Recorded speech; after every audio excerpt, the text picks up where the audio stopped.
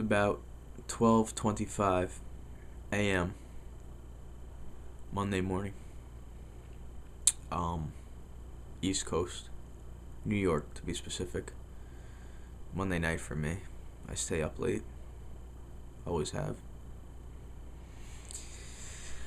I have a few words to share with all of you. You know, being a 25-year-old Jets, Mets, and Knicks fan is literally the worst pain a sport fan can endure. Sure, you can be a Cleveland Cavalier fan. That's pretty bad. You had a lot of those good Indian teams, though. The Bengals. A few good Browns teams. I don't know. Let's just put it this way. Being a Mets, Jets, and Knicks fan is the worst because you're always right there. Most of the years, you're right there. But they always find a way to really disappoint you in the end. That happened to me tonight. It's happened to me a lot of times. Not in my lifetime of being a fan. Excluding 1986. I was born in 85. Excluding 86 where I was one. Have one of my teams won a championship.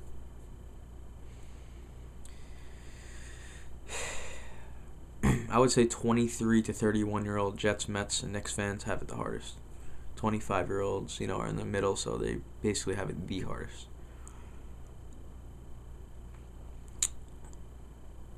After the Jets lost tonight, I started thinking back to the years and years and seasons of sports I've watched, amounts of minutes, must be in the millions. I cannot believe how much emotional pain from sports I've endured. From the Patrick Ewing finger roll in 1995, dunked the ball. I seriously felt like that guy in anger management.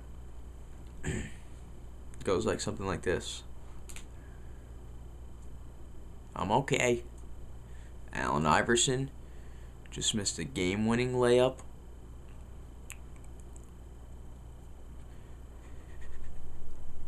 The anger sharks are swimming in my head. You gotta dunk that shit. You gotta dunk that shit. That's what that felt like. Dunk the shit, Pat. To being a Mets fan in 2006, after Andy de Jesus Chavez made the amazing miracle catch, robbing a home run,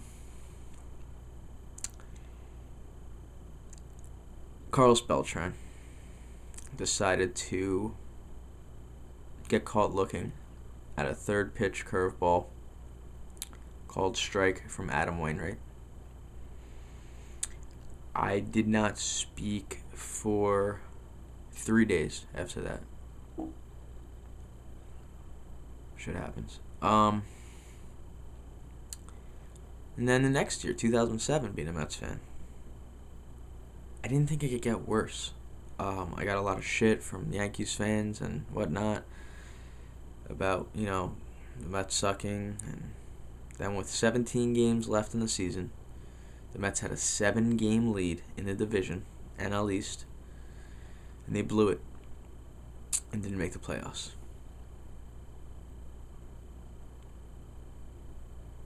I think I actually cried. And then we get to tonight. My whole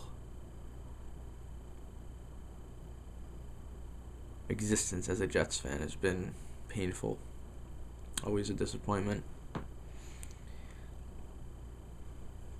Back-to-back AFC Championship losses. The pain just keeps on coming. Going into today's Jets game, though, I really thought things were going to be different. I felt like felt like the Jets were just really prepared, really fired up, and really didn't want to disappoint themselves, and even more importantly, the fans in New York. I really do think that they wanted to give us a Super Bowl in 2011. If not not a victory, just being there would have been great. But we know what happened. After the first half, I literally felt more deflated than the Woody Woodpecker float from the Thanksgiving Day Parade episode that Jerry Seinfeld popped when getting his chipped tooth checked by the dentist at Tim Watley, the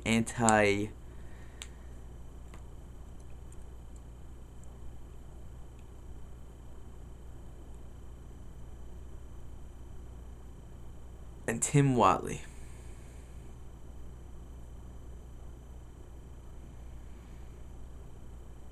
Very deflated. Not a good feeling. As the second half started, I kind of had a feeling that some kind of comeback was in the works. I really did. I watched as the Jets scored 19 unanswered points against the Steelers' steel curtain defense. And then Ben Roethlisberger, who is my least favorite athlete, I think he's a complete piece of shit, rapist bastard. Right behind him is Paul Pierce, who always shatters the Knicks' dreams lately. Anyway, Ben Roethlisberger took his, 6'6", 300-pound knee and snapped my fucking spine in half with a third down conversion to seal the deal for Pittsburgh. Season over.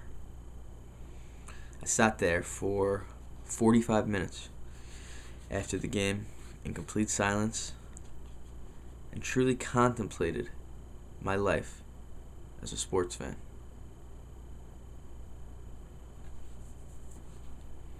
It ain't easy. My brother, who was a huge Yankees and Giants fan, IM'd me online and said to me, "You okay?" And I replied to him, "I think I need to stop caring about my team so much."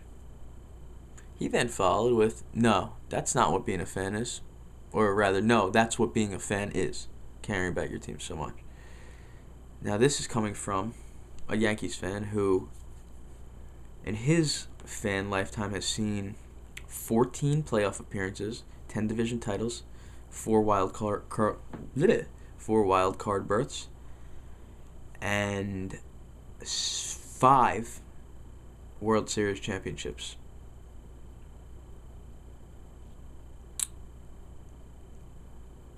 Amazing. If I was Keyshawn Johnson when he said to me, "That's not what being a fan is," or "That's what being a fan is," I would have replied with a, "Come on, man." But I'm not. I'm not Keyshawn. I'm a normal 25-year-old unemployed Jew who lives in my parents' attic. And I said to him, "You would never and will never know what it's like." And even my best friend Lee, who has endured a tremendous amount of pain, being one of the biggest New York Knicks fans in the world, said to me, "It'll make winning that much sweeter." Nice age-old adage. And he also said, "You can't let it consume you." And he also said, "It means nothing in your life, really." He can never feel the pain that I've felt in my lifetime because he, as well, is a huge Yankees and Giants fan. It's easy to say when you're in their shoes, but walk a mile in my shoes. My winless, stupid shoes. And how wrong he is, let me just say, when he says it means nothing in my life. It meant everything. I love sports. Or maybe I should take that advice and try to make it mean nothing, or at least a lot less in my life. I don't know. Where am I going with all this? I'm not sure. It could just be me getting a lot of frustration and anger and hurt off my chest and mind. Or it could be me saying, I'm done. That was intense, right? I'm done. I'm done with the pain. I'm done with the pain these franchises have caused me. I've literally been the most loyal fan a team can have, which has resulted in losses of friendship, multiple fistfights and verbal fights, and an actual stomach ulcer. When will it stop? Today. Am I going to stop watching sports altogether? I don't even think the United States Army could get me to stop watching sports.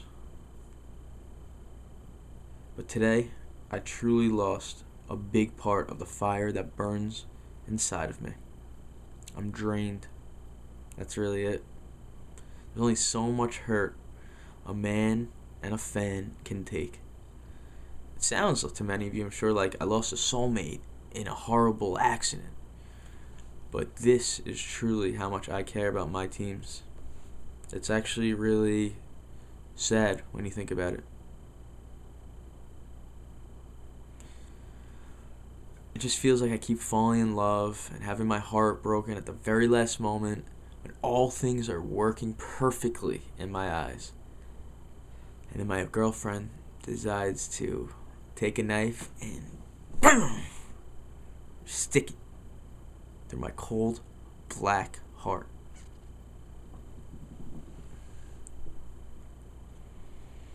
Maybe this is just a moment speaking. Or maybe this is really what I will be like for the rest of my sports fandom life. I don't know. What I do know is that I've deactivated my Facebook account. Oh yeah, I've deactivated my Facebook account. Rebel. Really, because I won't be able to take all the statuses and wall postings ridiculing me and trying to push me over the edge. There's no need for that. I've already jumped. You win. I hope you're all happy. Until next time, remember this. As we struggle to make sense of things, life looks on in repose. Godspeed.